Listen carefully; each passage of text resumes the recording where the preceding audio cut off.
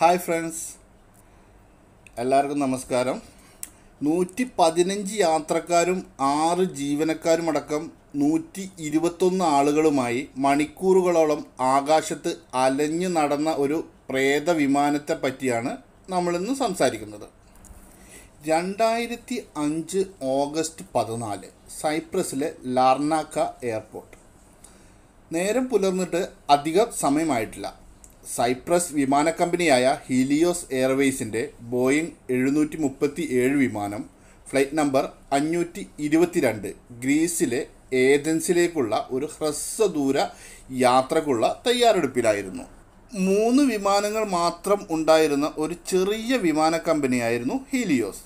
ചുരുങ്ങിയ ടിക്കറ്റ് നിരക്കും മെച്ചപ്പെട്ട സേവനങ്ങളും വാഗ്ദാനം ചെയ്തിരുന്നതിനാൽ ധാരാളം യാത്രക്കാരെ ആകർഷിക്കാൻ ഹീലിയോസിന് കഴിഞ്ഞിരുന്നു. യാത്രക്കാരിൽ അധികവും ഗ്രീസിലേക്ക് വേനലവധി ആഘോഷിക്കാൻ പോകുന്ന വിനോദസഞ്ചാരികളായിരുന്നു. പരിചയസമ്പന്നനായ ക്യാപ്റ്റൻ ഹാൻസ് മേർട്ടനും സഹവൈമാനികൻ പാംപോസ് കരംബോസുമായിരുന്നു അന്നേ ദിവസത്തെ പൈലറ്റുമാർ. പാസഞ്ചർ ക്യാബിനിൽ യാത്രക്കാർക്ക് സൗകര്യങ്ങൾ ഒരുക്കുന്നതിലുള്ള തിരക്കിലായിരുന്നു 4 അംഗ ക്യാബിൻ ജീവനക്കാർ. അക്കൂട്ടത്തിൽ ഒരാളായിരുന്നു 25-കാരനായ അന്ത്രയോസ് പെദ്രാമോ. മുൻ സൈനികനും ഡ്രൈവറുമായിരുന്ന അന്ത്രയോസിന് വൈമാനിക പരിശീലനവും കിട്ടിയിരുന്നു. ഹീലിയോസിൽ ഒരു പൈലറ്റായി ജോലി ചെയ്യുക എന്നതായിരുന്നു അന്ത്രയോസിൻ്റെ ഏറ്റവും വലിയ സ്വപ്നം. അന്നേ ദിവസം അവധിയായിട്ടും അത് വേണ്ടെന്ന് വെച്ച് അന്ത്രയോസ് ജോലിക്ക് ഹാജരായി. ക്യാബിൻ ക്രൂവായി ജോലി ചെയ്യുന്ന തൻ്റെ പ്രണയിനിയുമായി കൂടുതൽ സമയം ചെലവഴിക്കുക എന്ന ഗൂഢലക്ഷ്യവും ആ തീരുമാനത്തിന് പിന്നിലുണ്ടായിരുന്നിരിക്കണം. വിമാനം പുറപ്പെടുന്നതിന് മുൻപുള്ള ക്യാപ്റ്റൻ്റെ മുന്നറിയിപ്പ് സന്ദേശം ക്യാബിനിൽ മുഴങ്ങി. യാത്രക്കാരെല്ലാം സീറ്റ് ബെൽറ്റ് ധരിച്ച് തയ്യാറായി ഇരുന്നു. കൃത്യം 9 മണിക്ക് തന്നെ ഹീലിയോസ് ഫ്ലൈറ്റ് 522 തെളിഞ്ഞ ആകാശത്തിലേക്ക് കുതിച്ചുയർന്നു. വിമാനത്തെ അതിൻ്റെ ക്രൂയിസിംഗ് ഉയരമായ 34,000 അടി ഉയരത്തിലേക്ക് ഉയർത്തുന്നതിനായി ക്യാപ്റ്റൻ എയർ ട്രാഫിക് കൺട്രോളിൻ്റെ അനുവാദം ചോദിച്ചു. ATC അവർക്ക് അതിന് അനുവാദം നൽകി. അതിന് പ്രകാരം ക്യാപ്റ്റൻ മേർട്ടൻ തൻ്റെ വിമാനത്തിൻ്റെ സഞ്ചാരപഥം 34,000 അടിയായി സെറ്റ് ചെയ്തു. പറന്നുയർന്നിട്ട് ഏതാനും മിനിറ്റുകൾ കഴിഞ്ഞിട്ടേ ഉള്ളൂ വിമാനം അതിൻ്റെ ക്രൂയിസിംഗ് ഉയരത്തിലേക്ക് കുതിച്ചു കൊണ്ടിരിക്കുകയാണ്. പെട്ടെന്ന് കോക്പിറ്റിൽ ചില മുന്നറിയിപ്പ് അലാറങ്ങൾ മുഴങ്ങാൻ തുടങ്ങി. വൈമാനികർ വേഗം അതെന്താണെന്ന് പരിശോധിച്ചു. കിട്ടിയ ഉത്തരം അവരെ വല്ലാതെ ആശയക്കുഴപ്പത്തിലാക്കുന്നതായിരുന്നു. വിമാനത്തിൻ്റെ take off configuration warning system അപകടമണി മുഴക്കുന്നു. അതിനർത്ഥം വിമാനം ഇനിയും പറക്കാൻ വേണ്ട തയ്യാറെടുപ്പുകൾ പൂർത്തിയാക്കിയിട്ടില്ല എന്നാണ്. സാധാരണഗതിയിൽ വിമാനം തറയിലിരിക്കുമ്പോഴാണ് ഇത്തരം മുന്നറിയിപ്പുകൾ ശബ്ദിക്കാറുള്ളത്. പറന്നുയർന്നു കഴിഞ്ഞ ഒരു വിമാനത്തിൽ അങ്ങനെയൊന്ന് സംഭവിക്കാൻ സാധ്യത വളരെ വിരളമാണ്. ആശയക്കുഴപ്പം തുടരുന്നതിനിടയിൽ ക്യാപ്റ്റൻ മേർട്ടൻ ലാനാർക്ക് എയർപോർട്ടിലുള്ള ഹീലിയോസ് ഓപ്പറേഷൻ സെൻറ്ററുമായി ബന്ധപ്പെട്ടു. ആദ്യ അലാറം സൃഷ്ടിച്ച അമ്പരപ്പ് തീരുന്നതിന് മുമ്പ് തന്നെ വിമാനത്തിൻ്റെ പ്രധാന മുന്നറിയിപ്പ് സംവിധാനവും ശബ്ദിക്കാൻ തുടങ്ങി. വിമാനത്തിന് ഗൗരവമേറിയ എന്തെങ്കിലും കുഴപ്പമുണ്ടെങ്കിലാണ് മാസ്റ്റർ കോഷൻ അലാറം പ്രവർത്തിക്കുക. വൈമാനികർ വീണ്ടും ആശയക്കുഴപ്പത്തിലായി. ഇതേസമയം ഹീലിയോസ് ഓപ്പറേറ്റിംഗ് സെൻറ്ററിൽ എഞ്ചിനീയർമാരും ആശയക്കുഴപ്പത്തിലായിരുന്നു. ഫ്ലൈറ്റ് 522 സംഭവിക്കുന്നത് എന്താണെന്ന് കണ്ടുപിടിക്കാൻ അവർ ശ്രമിച്ചുകൊണ്ടിരുന്നു. പാസഞ്ചേഴ്സ് ക്യാബിനിൽ യാത്രക്കാർ ഇതൊന്നും അറിയാതെ അവരുടെ ലോകത്ത് മുഴുകിയിരിക്കുകയായിരുന്നു. പെട്ടെന്നാണ് തികച്ചും അപ്രതീക്ഷിതമായി ഓക്സിജൻ മാസ്കുകൾ പൊട്ടിവീണത്. അടിയന്തര സാഹചര്യങ്ങളിൽ മാത്രം പ്രവർത്തന സജ്ജമാകേണ്ട ഓക്സിജൻ മാസ്കുകൾ വിടർന്നു വീണത് ഫ്ലൈറ്റ് ക്രൂവിനെയും അമ്പരപ്പിച്ചു. യാത്രക്കാർക്ക് വേണ്ടുന്ന നിർദ്ദേശങ്ങൾ നൽകിയ ശേഷം അവർ ക്യാപ്റ്റൻ്റെ സന്ദേശത്തിനായി കാത്തിരുന്നു. പാസഞ്ചേഴ്സ് ക്യാബിനിൽ ഓക്സിജൻ മാസ്കുകൾ പ്രവർത്തന സജ്ജമായ വിവരം പൈലറ്റുമാർ അറിഞ്ഞിരുന്നില്ല. അവർ അപ്പോഴും പ്രശ്നപരിഹാരത്തിനുള്ള ശ്രമങ്ങൾ തുടർന്നുകൊണ്ടിരുന്നു. ഓപ്പറേഷൻ സെൻറ്ററിലെ എഞ്ചിനീയർമാർക്കും കൃത്യമായ പ്രശ്നം എന്താണെന്ന് കണ്ടെത്താനായില്ല. ആദ്യത്തെ warning alarm take off config warning ആണെന്നും മാസ്റ്റർ കോഷൻ അലാറം വിമാനത്തിൻ്റെ കൂളിംഗ് സിസ്റ്റത്തിൻ്റെ തകരാർ മൂലമാണെന്നുമുള്ള ക്യാപ്റ്റൻ്റെ നിഗമനത്തെ മുൻനിർത്തിയായിരുന്നു അവരുടെ ശ്രമങ്ങൾ. കാര്യങ്ങൾ ഇങ്ങനെ നീങ്ങുന്നതിനിടയിൽ പെട്ടെന്ന് തികച്ചും അപ്രതീക്ഷിതമായി ഫ്ലൈറ്റ് 522വുമായുള്ള ആശയവിനിമയ ബന്ധം നഷ്ടമായി. മെഡിറ്ററേനിയൻ കടലിന് മുകളിൽ 34,000 അടി ഉയരത്തിലേക്കുള്ള കുതിപ്പിലായിരുന്നു ഹീലിയോസ് വിമാനം അപ്പോഴും. സമയം രാവിലെ 10:40. വിമാനം ഏഥൻസ് വിമാനത്താവളത്തിൽ ഇറങ്ങുന്നതിനുള്ള സമയമായി. പക്ഷേ നഗരത്തിന് മുകളിൽ വട്ടമിട്ട് പറക്കുന്നതല്ലാതെ എയർ ട്രാഫിക് കൺട്രോളുമായി ബന്ധപ്പെടുകയോ അവരുടെ സന്ദേശങ്ങൾക്ക് മറുപടി നൽകുകയോ ചെയ്യുന്നില്ല. ഭീകരർ വിമാനം തട്ടിയെടുത്ത് അട്ടിമറിക്ക് ശ്രമിക്കുകയാണോ എന്ന ആശങ്ക അവരിൽ പടർന്നു. 30 ലക്ഷത്തിലധികം ജനങ്ങൾ വസിക്കുന്ന നഗരമാണ് ഏഥൻസ്. വിനോദസഞ്ചാരികൾ വേറെ. വിമാനം ഇടിച്ച് കയറ്റി ഒരു അട്ടിമറിക്ക് ആരെങ്കിലും മുതിർന്നാൽ ഉണ്ടാകാവുന്ന നാശനഷ്ടങ്ങൾ ചിന്തിക്കാൻ പോലുമാവില്ല. ഏത് സാഹചര്യവും നേരിടുന്നതിന് സുരക്ഷാസേന തയ്യാറെടുത്തു. വിമാനത്തെ നിരീക്ഷിക്കുന്നതിനും അട്ടിമറി ശ്രമങ്ങളിൽ നിന്നും അവരെ തടയുന്നതിനുമായി നിയ ആഞ്ചലിയോസ് എയർബേസിൽ നിന്നും 2 F-16 ഫൈറ്റർ ജെറ്റുകൾ പറന്നുയർന്നു. അധികം വൈകാതെ അവ ഹീലിയോസ് വിമാനത്തെ കണ്ടെത്തി. ഹീലിയോസ് ഫ്ലൈറ്റ് 522 നിങ്ങൾ കേൾക്കുന്നുണ്ടോ? ഫൈറ്റർ പൈലറ്റുമാർ ഹീലിയോസുമായി ബന്ധം സ്ഥാപിക്കാൻ ശ്രമിച്ചുകൊണ്ടേയിരുന്നു. എന്നാൽ നിശബ്ദത മാത്രമായിരുന്നു മറുപടി. മുൻകരുതൽ എന്ന നിലയ്ക്ക് ഫൈറ്ററുകളിൽ ഒന്ന് ഷൂട്ടിംഗ് പൊസിഷനിൽ ഹീലിയോസിന് തൊട്ടു പിന്നിലായി സ്ഥാനം പിടിച്ചപ്പോൾ മറ്റൊന്ന് ഹീലിയോസിനോട് കഴിയുന്നത്ര അടുത്തുകൂടി പറന്ന് കാര്യങ്ങൾ നിരീക്ഷിച്ചു. തികച്ചും അസാധാരണമായ കാര്യങ്ങളാണ് അവർക്ക് കാണാനായത്. ആരോ ഒരാൾ കോ പൈലറ്റിൻ്റെ സീറ്റിൽ കൺട്രോൾ കോളത്തിന് മുകളിലേക്ക് ചാഞ്ഞ് നിശ്ചലനായി കിടക്കുന്നുണ്ട്. ക്യാപ്റ്റൻ്റെ സീറ്റ് കാലിയാണ്. കൂടുതൽ നിരീക്ഷണം നടത്തിയ F-16 വിമാനത്തിലെ പൈലറ്റിന് ഒരു കാര്യം മനസ്സിലായി. ഹീലിയോസിലുള്ള യാത്രക്കാരോ വിമാന ജീവനക്കാരോ ആരും ഒരു വിധത്തിലും പ്രതികരിക്കുന്നില്ല.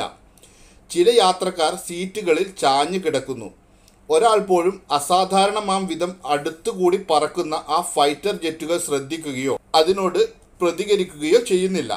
മറ്റൊരു കാര്യം കൂടി F-16 പൈലറ്റ് ശ്രദ്ധിച്ചു. പാസഞ്ചേഴ്സ് ക്യാബിനിൽ ഓക്സിജൻ മാസ്കുകൾ തൂങ്ങിക്കിടക്കുന്നു. അവർ ഈ വിവരങ്ങൾ അത്രയും സുരക്ഷാ സേനയുടെ ശ്രദ്ധയിൽപ്പെടുത്തി.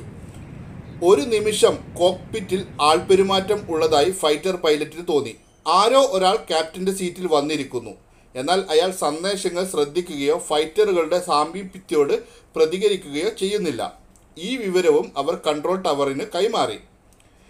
നിരീക്ഷണ വിമാനങ്ങളും ഗ്രീക്ക് എയർ ട്രാഫിക് കൺട്രോളും ഹീലിയോസുമായി റേഡിയോ ബന്ധം സ്ഥാപിക്കാൻ കിണഞ്ഞു പരിശ്രമിച്ചുകൊണ്ടിരിക്കെ പെട്ടെന്ന് ആ യാത്രാവിമാനം ഇടതുവശത്തേക്ക് തിരിഞ്ഞു. ഈ സമയം കോക്പിറ്റിലുണ്ടായിരുന്ന മനുഷ്യരൂപം ഫൈറ്റർ പൈലറ്റിനെ നോക്കി ആദ്യമായി കൈവീശി. അവസാനമായും അല്പസമയത്തിനകം വിമാനം താഴേക്ക് കുതിക്കാൻ ആരംഭിച്ചു.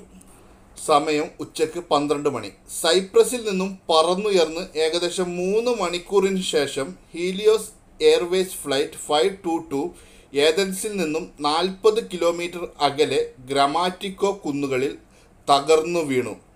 അഗ്നിശമന സേനയും സുരക്ഷാ സേനയും ഗ്രമാറ്റിക്കോ ലക്ഷ്യമാക്കി കുതിച്ചു.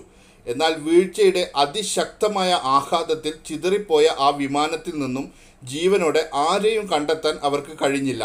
115 യാത്രക്കാരും 6 വിമാന ജീവനക്കാരുമടക്കം 121 മനുഷ്യജീവനുകൾ ഈ ദാരുണമായ അപകടത്തിൽ ബലി കഴിക്കപ്പെട്ടു. ഗ്രീക്ക് വ്യോമയാന ചരിത്രത്തിലെ ഏറ്റവും വലിയ അപകടമായിരുന്നു അത്. അധികം താമസിയാതെ അപകട വാർത്ത സൈപ്രസിലുള്ള ഹീലിയോസ് ഓപ്പറേഷൻ സെൻറ്ററിലും എത്തി. പലർക്കും ആ വാർത്ത വിശ്വസിക്കാൻ കഴിഞ്ഞില്ല. ചെറിയ വിമാന കമ്പനി ആയിരുന്നതിനാൽ ജീവനക്കാർ എല്ലാവരും അടുത്തറിയുന്നവരും സുഹൃത്തുക്കളുമായിരുന്നു. വിമാന കമ്പനിയെ മാത്രമല്ല, സൈപ്രസ് എന്ന ചെറു ദ്വീപ് രാഷ്ട്രത്തെ ആകമാനം ഈ ദുരന്തം കണ്ണീരിലാഴ്ത്തി. ഗവൺമെൻറ് 3 ദിവസത്തെ ഔദ്യോഗിക ദുഃഖാചരണം പ്രഖ്യാപിച്ചു. അപകടം സംഭവിച്ച് അധികം വൈകാതെ തന്നെ അപകട കാരണത്തെപ്പറ്റി പഠിക്കാൻ അധികൃതർ ഒരു അന്വേഷണ സംഘത്തെ നിയോഗിച്ചു. അന്വേഷണത്തിൻ്റെ ആദ്യഘട്ടം എന്ന നിലയ്ക്ക് അവർ വിമാനത്തിൻ്റെ ഡാറ്റ റെക്കോർഡറുകൾ, അതായത് CVR, FDR എന്നിവ വീണ്ടെടുക്കുന്നതിനുള്ള ശ്രമം ആരംഭിച്ചു. ഇവ അടങ്ങിയ ലോഹ കവചം കണ്ടെത്തിയെങ്കിലും അതിശക്തമായ വീഴ്ചയുടെ ആഘാതത്തിൽ കാര്യമായ കേടുപാടുകൾ സംഭവിച്ച ബ്ലാക്ക് ബോക്സിൽ നിന്നും റെക്കോർഡറുകൾ നഷ്ടപ്പെട്ട അവസ്ഥയിലായിരുന്നു. ഏതാനും ദിവസത്തെ തെരച്ചിലിനൊടുവിൽ അന്വേഷണ സംഘത്തിന് ആശ്വാസം പകർന്നുകൊണ്ട് അപകട സ്ഥലത്തു നിന്നും റെക്കോർഡറുകൾ വീണ്ടെടുക്കപ്പെട്ടു. ഇതിനിടയിൽ അപകടത്തിൽ മരിച്ച യാത്രക്കാരുടെ പോസ്റ്റ്മോർട്ടം റിപ്പോർട്ടുകൾ വന്നു തുടങ്ങിയിരുന്നു. യാത്രക്കാരെല്ലാം വിമാനം തകർന്നു വീഴുന്നതിന് മുമ്പേ മരിച്ചിരുന്നു എന്ന മുൻ നിഗമനത്തെ ചോദ്യം ചെയ്യുന്നതായിരുന്നു പുതിയ വിവരങ്ങൾ. യാത്രക്കാരിൽ പലരും വിമാനം തറയിൽ ഇടിച്ച് തകർന്ന ആഘാതത്തിലാണ് കൊല്ലപ്പെട്ടിരിക്കുന്നത്. അങ്ങനെയെങ്കിൽ എന്തുകൊണ്ട് ഫൈറ്റർ വിമാനങ്ങൾക്ക് ആരെയും ആക്റ്റീവായി കാണാൻ കഴിയാതിരുന്നത്? ഫൈറ്റർ വിമാനങ്ങളുടെ സാമീപ്യത്തോട് ആരും പ്രതികരിക്കാതിരുന്നത് എന്തുകൊണ്ടാണ്? പല ചോദ്യങ്ങൾക്കും ഉത്തരം കിട്ടാതെ അന്വേഷകർ കുഴങ്ങി. ഇതിനിടയിൽ അന്വേഷണത്തിൽ നിർണായകമായ ഒരു വഴിത്തിരിവ് നടത്തിക്കൊണ്ട് പുതിയൊരു വിവരം അന്വേഷണ ഉദ്യോഗസ്ഥർ കണ്ടുപിടിച്ചു. അപകടത്തിൻ്റെ അവസാന മിനിറ്റുകളിൽ ക്യാപ്റ്റൻ്റെ സീറ്റിൽ ഉണ്ടായിരുന്നത് ഫ്ലൈറ്റ് അറ്റൻഡൻറ്റ് ആന്ത്രിയോസ് പെദ്രോമോ ആയിരുന്നു. വിമാനത്തിൻ്റെ കൺട്രോൾ കോളത്തിൽ നിന്നും കിട്ടിയ DNA സാമ്പിളിൽ നിന്നും ഇക്കാര്യം അവർ സ്ഥിരീകരിച്ചു. എന്നാൽ പുതിയ കണ്ടെത്തൽ കാര്യങ്ങൾ കൂടുതൽ സങ്കീർണമാക്കി. ഒരു ഫ്ലൈറ്റ് അറ്റൻഡൻറ്റിന് ക്യാപ്റ്റൻ്റെ സീറ്റിൽ എന്താണ് കാര്യം? വിമാനത്തിനുള്ളിൽ എല്ലാവരും പ്രജ്ഞയറ്റ നിലയിൽ കാണപ്പെട്ടപ്പോൾ ഇയാൾ മാത്രം എങ്ങനെ ബോധത്തോടെ കാണപ്പെട്ടു? എന്തുകൊണ്ട് റേഡിയോ സന്ദേശങ്ങളോട് പ്രതികരിച്ചില്ല? അയാൾ ഒരു അട്ടിമറി നടത്തുകയായിരുന്നോ എന്ന് അന്വേഷണ ഉദ്യോഗസ്ഥർ സംശയിച്ചു. എല്ലാത്തിനുമുള്ള ഉത്തരം ഡാറ്റ റെക്കോർഡറുകളിൽ ഉണ്ടാവുമെന്ന് അവർ പ്രതീക്ഷിച്ചു. അന്വേഷണത്തിൻ്റെ അടുത്ത പടിയായി ഉദ്യോഗസ്ഥർ കോക്പിറ്റ് വോയിസ് റെക്കോർഡറുകൾ പരിശോധിച്ചു. അപകടത്തിൻ്റെ അവസാന മിനിറ്റുകളിൽ രേഖപ്പെടുത്തിയ ശബ്ദലേഖനത്തിൽ ആന്ത്രിയോസ് വളരെ നേർത്ത ശബ്ദത്തിൽ മെയ്ഡേ മെയ്ഡേ മെയ്ഡേ എന്ന് പറയുന്നുണ്ടായിരുന്നു. അടിയന്തര സാഹചര്യങ്ങളിൽ എയർ ട്രാഫിക് കൺട്രോളിന് നൽകുന്ന അപായ മുന്നറിയിപ്പ് സന്ദേശമാണ് മെയ്ഡേ. ഇതിൽ നിന്നും വിമാനത്തിൽ അട്ടിമറി ശ്രമങ്ങൾ ഒന്നും നടന്നിട്ടില്ലെന്ന് വ്യക്തമായി. എങ്കിലും അപകടത്തിൻ്റെ യഥാർത്ഥ കാരണം അപ്പോഴും ദുരൂഹമായി തന്നെ അവശേഷിച്ചു.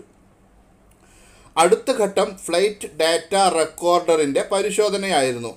അതിൽ നിന്നും 1-2 കാര്യങ്ങൾ കൂടി അന്വേഷണ ഉദ്യോഗസ്ഥർക്ക് മനസ്സിലായി.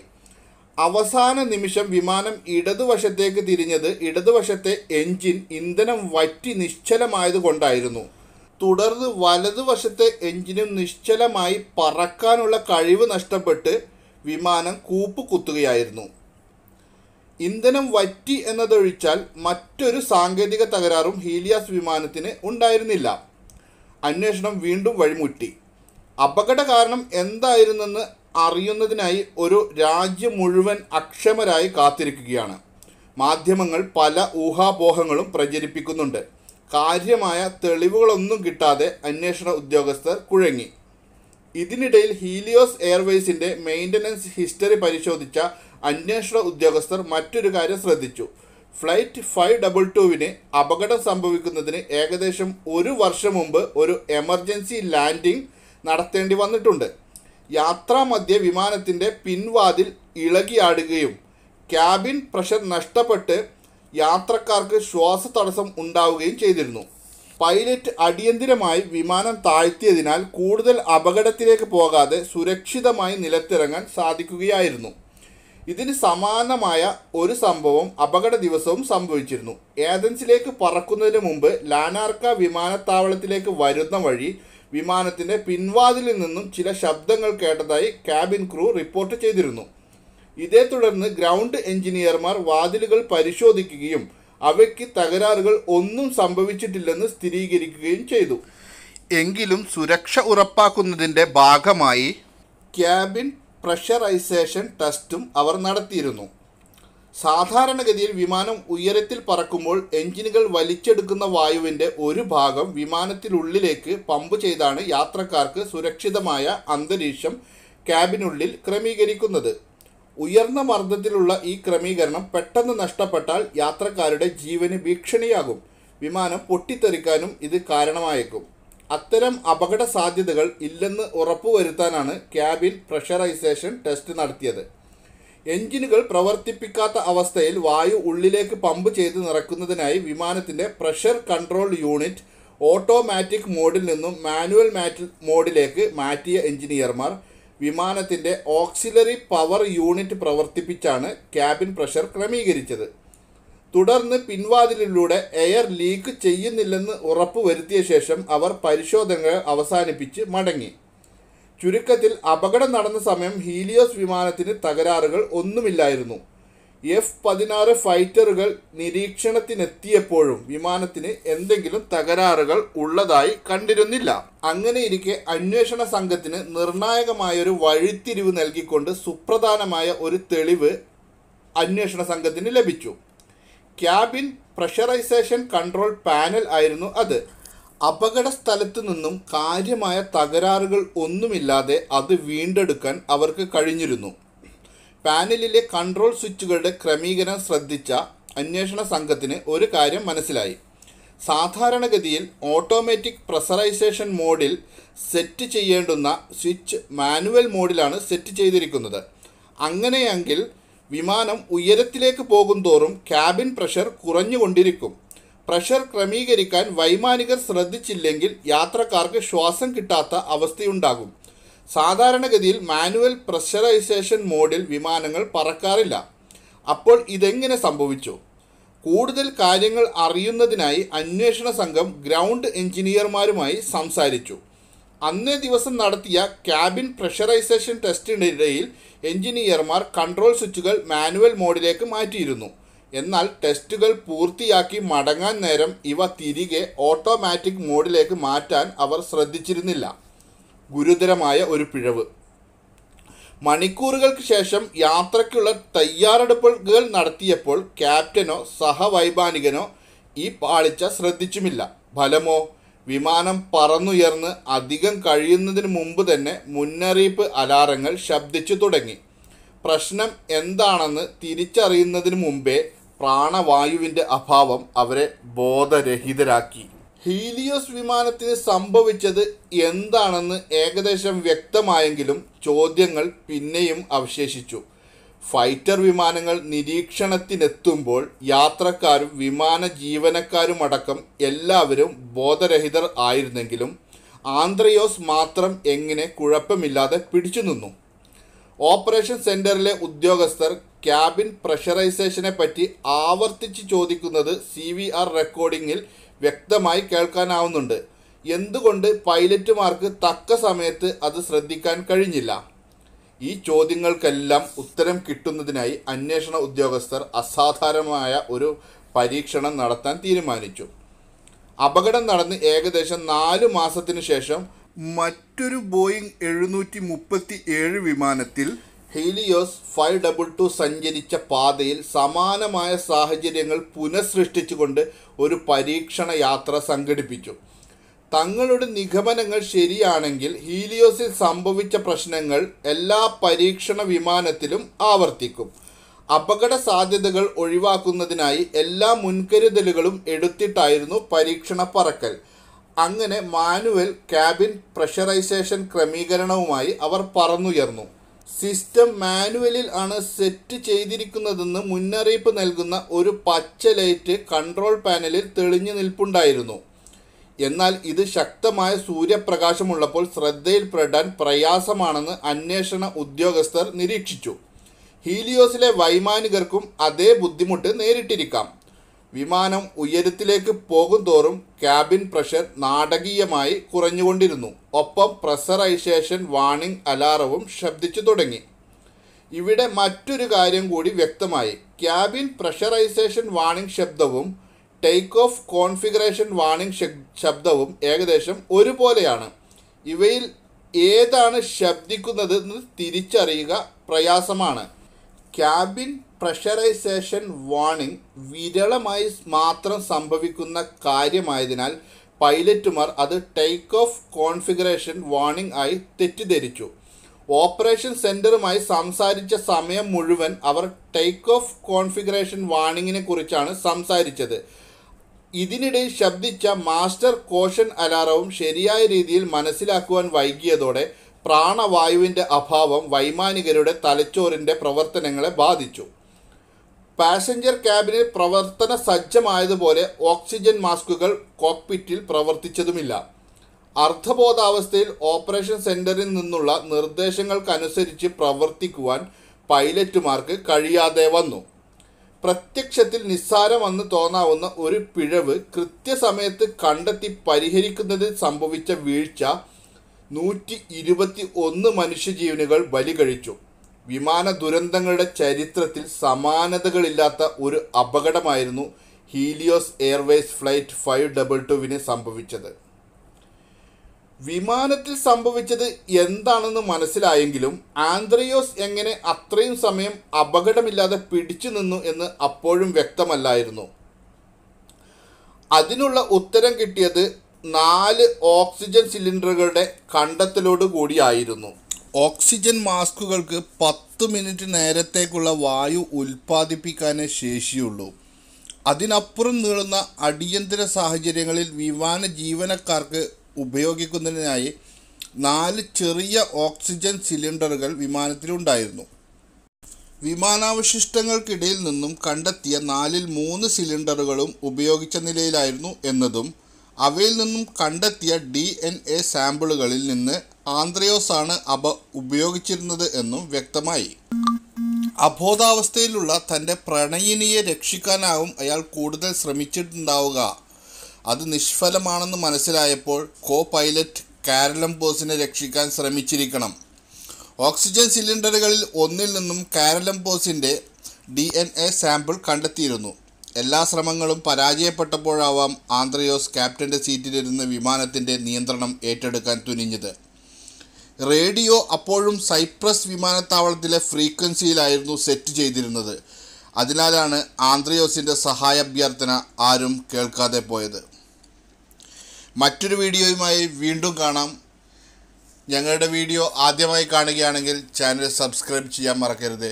കൂടെ ബെല്ലൈക്കൺ കൂടി അമർത്തുകയാണെങ്കിൽ ഏറ്റവും പുതിയ വീഡിയോകൾ നിങ്ങൾക്ക് ഏറ്റവും എളുപ്പത്തിൽ ലഭിക്കും. നന്ദി.